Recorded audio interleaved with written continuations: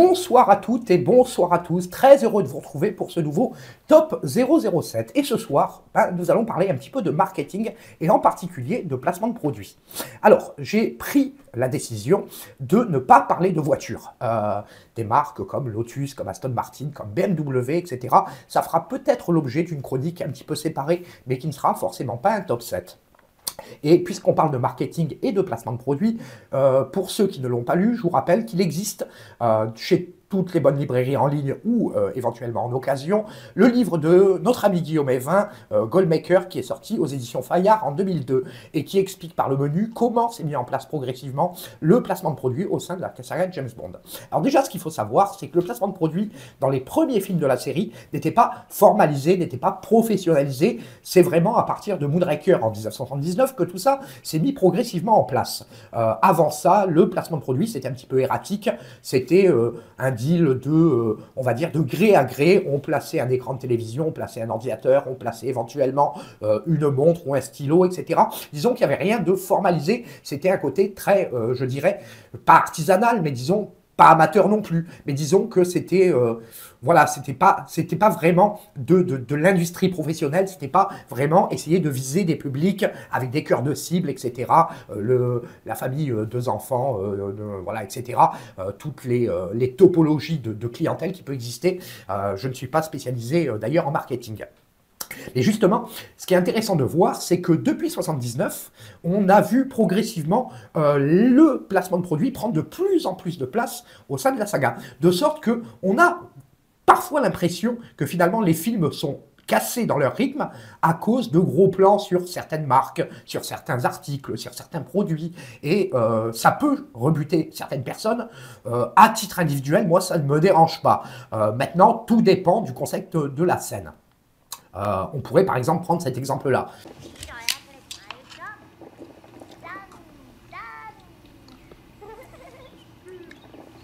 Alors c'est bon. Bien sûr, ça semble complètement hors de propos, mais ça pourrait être un petit peu l'esprit des derniers films de la saga, où finalement le placement de produit a tendance à prendre un petit peu trop le pas par rapport à l'histoire, etc. Et bon, on peut trouver ça regrettable, etc. Malheureusement, comme le dit Valentin Vysogovski, l'économie de libre-échange, je crois bien que ça va être ma mort. Voilà, donc il faut respecter un petit peu les lois du marché, tout ça, tout ça. Bon. Et justement, le but de ce top 007, c'est un petit peu de revenir sur les placements de produits qui étaient à une autre époque beaucoup plus subtils, beaucoup plus acceptables pour le grand public, c'est-à-dire avoir l'air de faire du placement de produits sans en faire. Et je veux dire, je vais paraphraser une fois n'est pas coutume le politicien Édouard Herriot, finalement le placement de produits, ça doit sentir la publicité, mais pas trop. Et tout ça pour dire que ce classement, il reprend, et c'est pas le but de faire de la promotion pour des marques qu'on fait apparaître à une époque des produits dans les films de la saga, c'est plutôt d'essayer de montrer un petit peu ce qui est faisable en termes de placement de produits et le faire surtout avec un minimum de subtilité. Alors, comme je l'ai dit, à partir de Moonraker, on commence à professionnaliser les choses. À partir de GoldenEye, on a la débauche de publicité, de sorte que James Bond est devenu une espèce d'homme sandwich avec des marques qui reviennent maintenant plus que régulièrement, où d'ailleurs, j'ai vaguement l'impression que parfois, il y en a un petit peu trop, notamment à l'endroit d'Aston Martin, dans le dernier film de la saga, où la marque place pas loin de 4 modèles différents. Omega, naturellement, qui fait de la retape régulièrement dans les films de James Bond, effectivement, c'est justifié, parce que Omega est une marque extrêmement respectable d'horlogerie, mais je veux dire, à un moment donné, voir Omega dans tous les films, voir Enkane dans tous les films, voir Aston Martin, naturellement, dans tous les films, et d'autres marques du genre, Sony, par exemple, bon, Sony, ça peut s'expliquer, parce que... MGM était une filiale de Sony jusqu'au rachat par Amazon. Maintenant, quid de voir la marque Amazon apparaître dans le prochain Bond, nous verrons bien, et je ne trouverai rien de choquant là-dedans. Voilà, tout ça pour dire qu'on va démarrer tout de suite par mon numéro 7 de ce classement.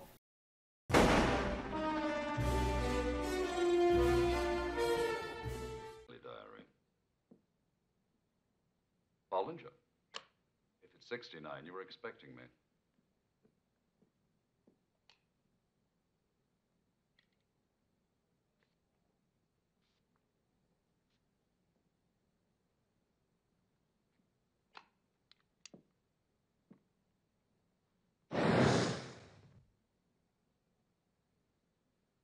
trifle overpowering your scent.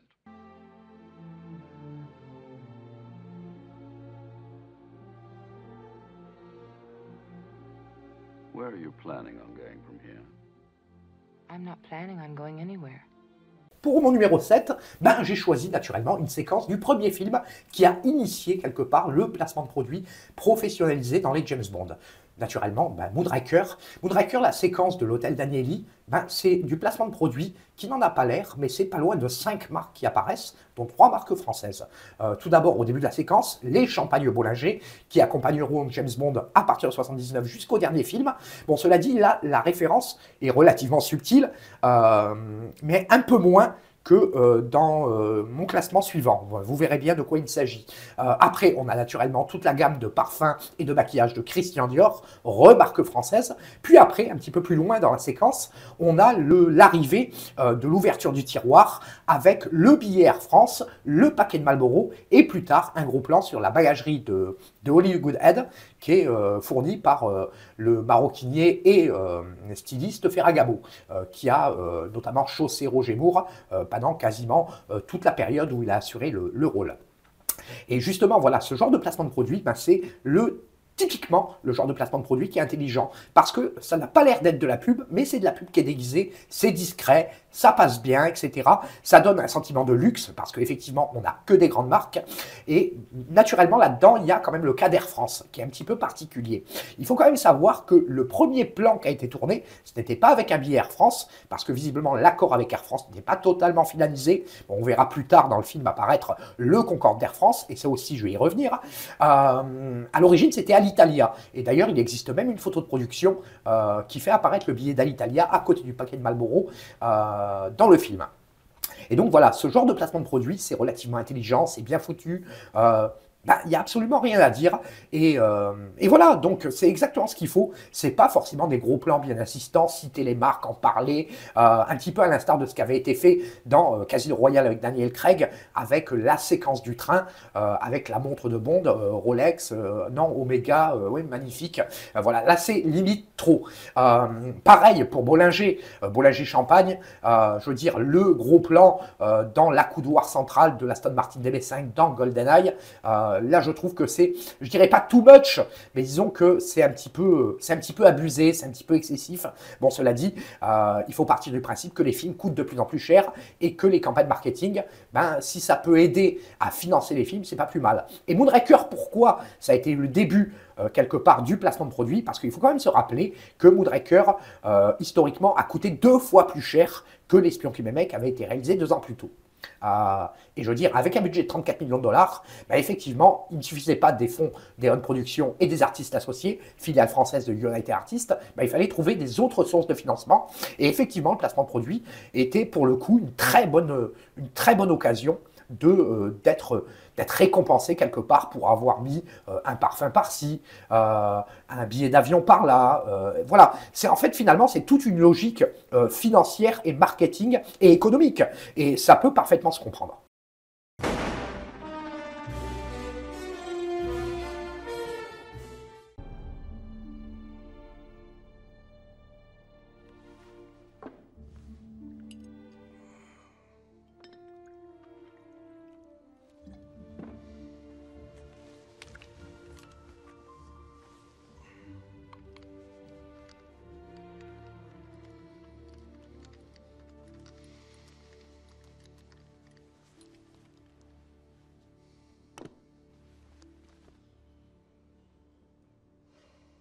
Pour mon numéro 6, j'ai choisi une séquence de Demain ne meurt jamais avec Pierce Brosnan qui met en avant les vodkas Smirnoff. Alors là encore, voilà, on est dans le placement de produits très subtil. Je vous rappelle quand même que l'abus d'alcool est dangereux pour la santé. Voilà, comme ça au moins YouTube sera très content.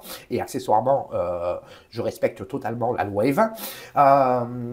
Voilà, ça c'est le placement de produit. Bon, gros clin d'œil naturellement à Dr No. Séquence à peu près similaire. Bond qui attend ses agresseurs, etc.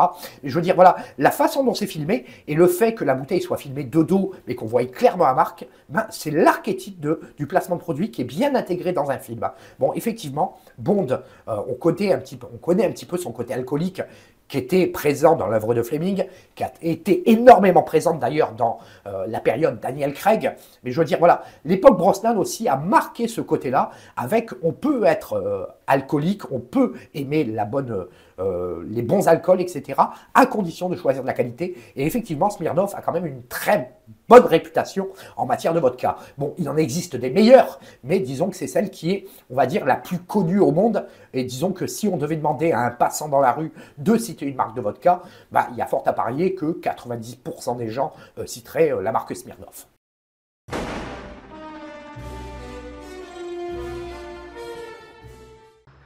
didn't think I'm ever going to fly with anyone else. You're so right, Mr. Bond.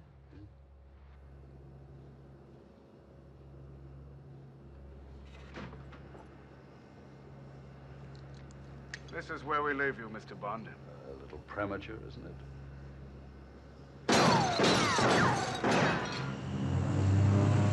Enjoy your flight. Pour mon numéro 5, j'ai choisi la séquence pré-générique de Moonraker où apparaît pour la première fois de manière claire, ça avait été déjà le cas dans Vivre et c'est mourir, la marque Bollinger. Bollinger, là c'est fait de manière vraiment très discrète, on ne montre pas la bouteille, on montre simplement un seau à champagne. Voilà, là encore une fois, l'archétype du placement de produit, très intelligent, tout à fait acceptable et tout à fait intégré dans la scène. Je veux dire, bon, James Bond est un jet privé, il est en train de galocher l'hôtesse de l'air, etc. Ben, quoi de mieux que de se taper une bonne bouteille de champagne, etc. Bon, après, personne ne remet en cause la qualité des produits Bollinger. Moi-même, j'en suis un grand amateur. Je veux dire, le club James Bond est régulièrement partenaire avec la maison Bollinger. Je veux dire, bon, naturellement, je précise que cette vidéo n'est absolument pas sponsorisée par aucune des marques qui vont être citées ce soir. Voilà, ça c'est une petite précision comme ça. Mais je veux dire, voilà, c'est l'archétype du placement de produit qui est bien fait, qui est pas hors de propos, qui, là encore, qui fait de la pub sans avoir à y toucher. Et ça, je veux dire, je trouve ça vraiment, moi, c'est ce qui me convient parfaitement. Voilà, il y a des marques, il y a l'impression de luxe, on est dans l'univers James Bond, mais on le fait de manière très discrète, de manière subtile, etc. Pas totalement de manière subliminale, comme ça sera le cas pour mon numéro 1, mais je veux dire, voilà, on est tout à fait dans l'esprit.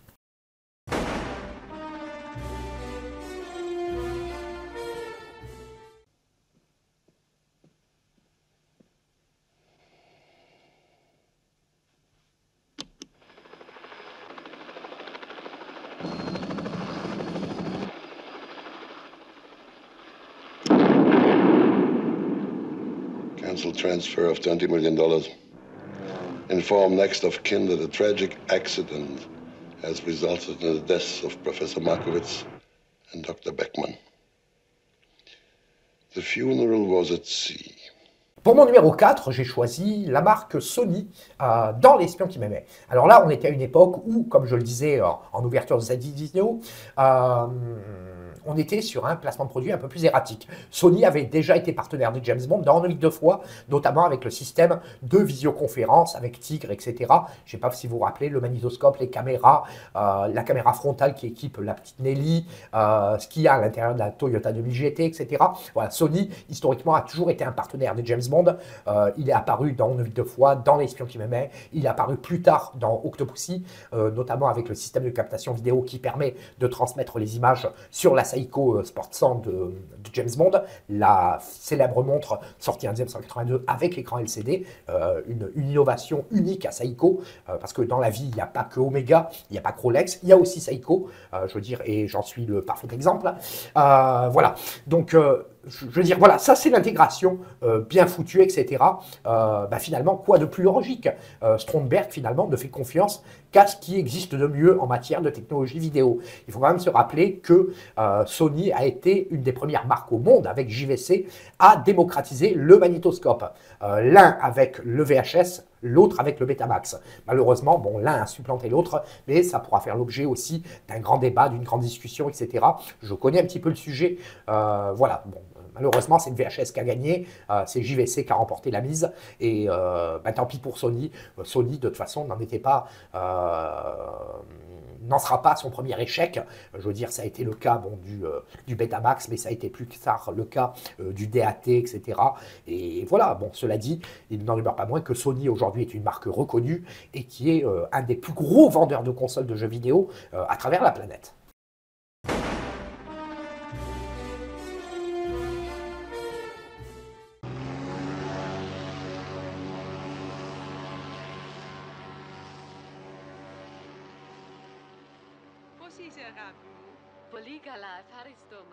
Thank you, darling. Hello, Daddy. Welcome home, Melina, my darling. You look beautiful. Thank you. Your call from Athens was such a pleasant surprise. I was lucky to find you. You left Crete so suddenly. Yes, I wanted to come back here and start work on the temple again.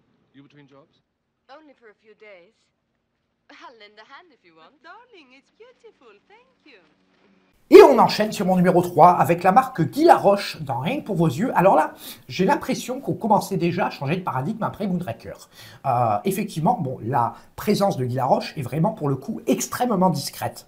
Mais cela dit, un petit peu à l'instar de ce que je disais tout à l'heure pour Casino Royale, la mère de Mélina dit que la robe est magnifique.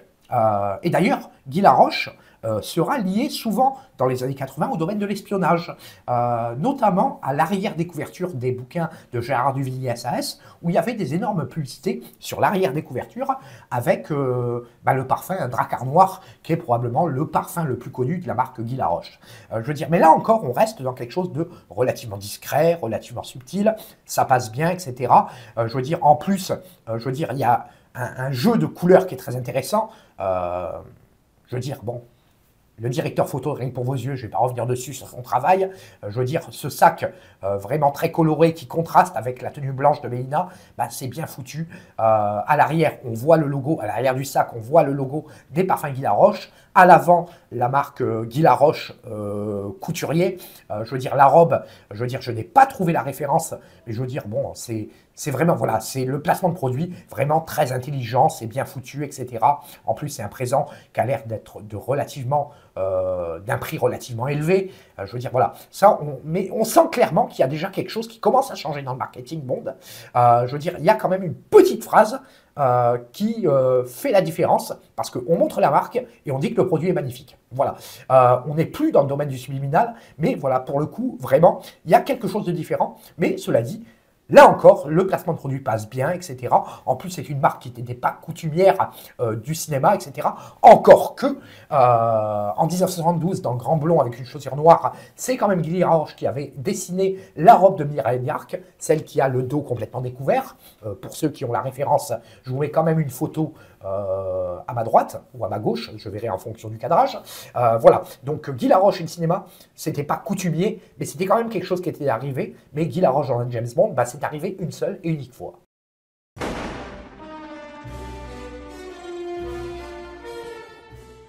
Into the bottom like that. Once I've programmed it. Now, nobody can use the gun but you. Smile, boys. Don't use the flash!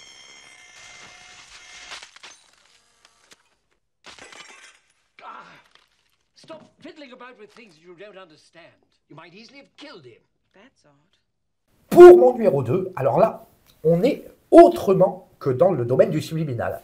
On est sur vraiment quelque chose de très différent dans Permis de tuer et le placement de produit pour Polaroid. Polaroid, il faut quand même savoir que depuis les années 60, c'était le seul et unique fabricant d'appareils photo qui avait le brevet du développement instantané. D'ailleurs, ce que a payé très cher la société Kodak, qui a tenté de faire aussi de l'appareil à développement instantané. Le procès a duré de 1976 jusqu'à 1986 et Polaroid a demandé devant les tribunaux jusqu'à 12 millions de dollars pour plagiat de son brevet. Finalement, ils n'ont reçu que 820 ou 870 millions de dollars, bon, ce qui est déjà une belle somme compte tenu de l'époque.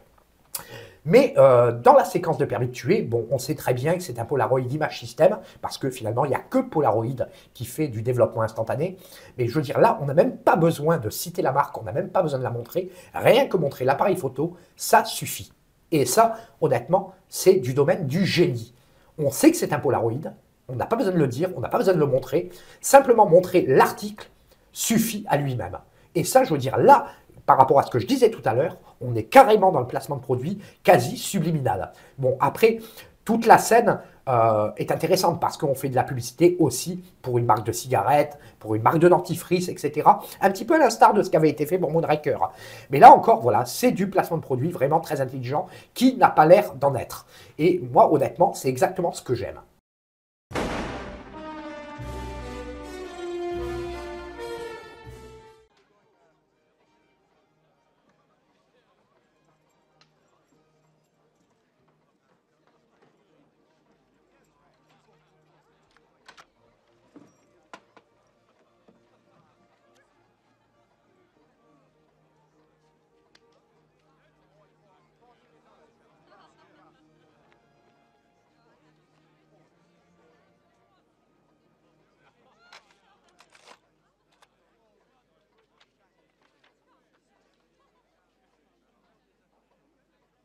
Et pour mon numéro 1, j'ai choisi Dangereusement Vôtre avec un placement de produit pour le maroquinier Louis Vuitton. Alors là, je veux dire, c'est du domaine, c'est autre que du subliminal. Là, honnêtement, on ne cite pas la marque, on ne la voit pas, mais simplement on distingue le logo et la toile qui caractérise Louis Vuitton. Une toile qui a été créée, je crois, en 1800 et des brouettes, etc. Célèbre maroquinier français, qui n'était pas encore la propriété et qui n'était pas intégré dans la structure LVMH, parce que je vous rappelle que Dangereusement Vôtre a été tourné en 1984, l'intégration dans LVMH se fera quelques années plus tard et sera racheté par Bernard Arnault, que tout le monde connaît, encore une année après, c'est-à-dire vers 1989, je crois, de mémoire. Je veux dire, voilà, mais ça, c'est typiquement du placement de produit. Ben, effectivement, on est en France, le tournage a eu lieu à Chantilly. Quoi de mieux que de placer une marque vraiment, ce qui représente l'archétype du luxe à la française. LVMH est un des plus gros employeurs en France. Je veux dire, bon, après, on peut critiquer la fortune colossale de Bernard Arnault, chose à laquelle je me refuse intégralement de faire, parce que c'est un créateur d'emplois, parce qu'il participe au rayonnement de la France, etc. Mais je veux dire, pour en revenir à James Bond, parce que là, je suis en train de digresser, je veux dire, voilà, ça, c'est le placement de produit vraiment qui est du domaine presque de l'invisible, mais pourtant qui existe. Je veux dire, et je suis sûr que la majorité des fans de James Bond ou des spectateurs n'ont même pas fait attention à l'utilisation de l'identité visuelle de Vuitton lors de Dangereusement Vôtre et lors de la vision de Dangereusement Vôtre. Voilà. Je veux dire, bon, c'était un clin d'œil comme ça. Je me demande même si c'est vraiment un placement de produit ou si c'est simplement un simple forme d'opportunisme, etc. Je ne sais pas. Honnêtement, je n'ai pas la réponse. Voilà, c'était mon classement des placements de produits les plus subtils. Je pense que ça résume assez bien l'univers de James Bond à travers le marketing, etc. Après, j'aurais pu choisir d'autres exemples. Effectivement, dans Permis de tuer, dans le générique de Boris Binder, on aurait pu parler aussi de la marque Olympus. On aurait pu parler du placement de produits pour Seiko, du placement de produits pour Rolex, à l'époque où le marketing n'était pas professionnalisé, mais il y a tellement d'autres marques. On peut parler de tout ce qui a été fait en matière de boissons, en matière de stylos, Montblanc par exemple, dans Octopussy. Bon, après, comme je l'ai dit tout à l'heure, on ne va pas parler de voitures, parce que là aussi, on pourrait faire carrément une chronique de quasiment 1 heure sur les marques automobiles à travers la saga de James Bond. Enfin, toujours est-il que j'espère que cette vidéo vous aura plu. N'hésitez pas à commenter, à liker, à la partager, naturellement, ça aide au référencement. Je veux dire, n'oubliez pas qu'on a aussi un Twitter, ex-X, on a un TikTok, on a un Facebook, une page et un groupe, on a notre compte Instagram, voilà. Pensez aussi que incessamment sous peu, on va attaquer les lives d'été. Nous sommes actuellement en plein cœur du mois d'août, les Jeux Olympiques battent leur plein, on va laisser finir les Jeux Olympiques et reprendre vraiment le fil de la chaîne pour les lives d'été. Quoi qu'il arrive, on se retrouve au mois de septembre pour des émissions beaucoup plus régulières. Et d'ici là, je vous souhaite à toutes et à toutes une excellente soirée.